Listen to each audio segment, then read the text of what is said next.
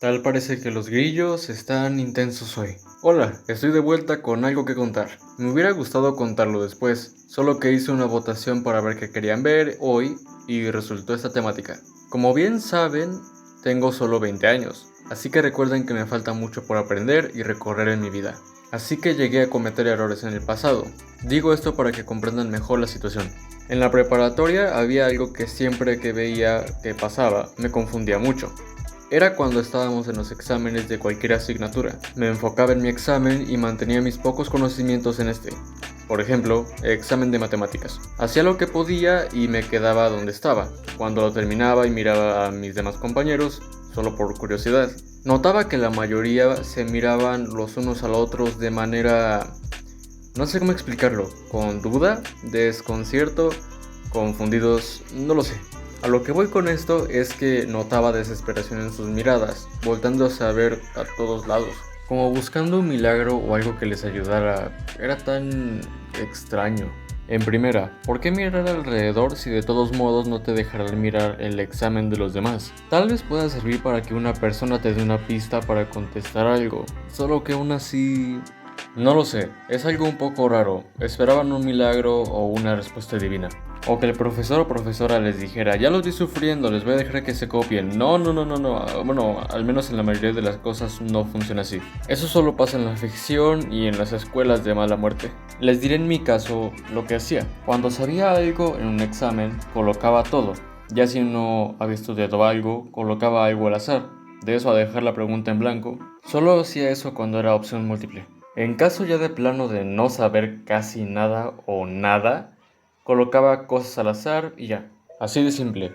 Me levantaba, le daba mi examen, me despedía con la mano de todos y me iba. Solo todos se me quedaban mirando cuando salía del lugar, para no distraer a mis demás compañeros, obviamente. El resultado no cambiaría si me quedaría ahí sentado, volteando a todos lados para ver si ocurría un milagro. Es estúpido pensar siquiera en eso. Ya cuando terminaba de hacer lo que tenía que hacer, volteaba y miraba todo lo que les conté anteriormente. Tal vez haya posibilidades de que alguien te pueda pasar unas respuestas o algo por el estilo. Solo que eso depende de tu suerte y de dónde estés ubicado fuera del campo de visión del profesor o profesora. ¿Qué más?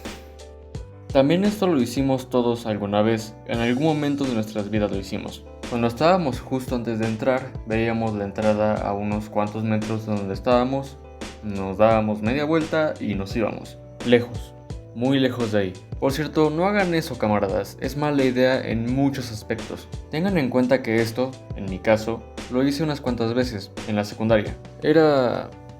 Voy a ser sincero con ustedes, era genial en ese momento. Aprovechaba el día para caminar, perderme por ahí, buscar algún puesto nuevo de alguna cosa, etc. A veces me acompañaba un amigo, unos cuantos y así. Tampoco es como que destacara en el salón o hiciera especial falta en este. Uno de ellos, sí, solo que valoraba nuestra compañía más que nada. En sí todos nosotros, solo que él era alguien totalmente brillante.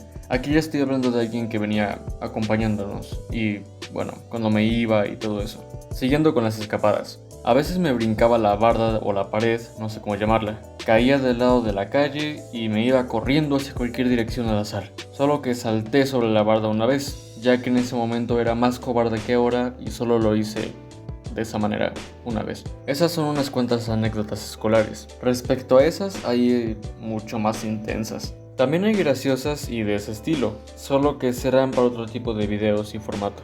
Dejando esto aparte, y ya que este video es sobre contar cosas personales, les diré por qué ya no hay tantos videos. Conseguí un trabajo real con su respectiva capacitación. En sí solo me están capacitando y me pagan por ello. No sabía que existía algo así, lo cual es genial.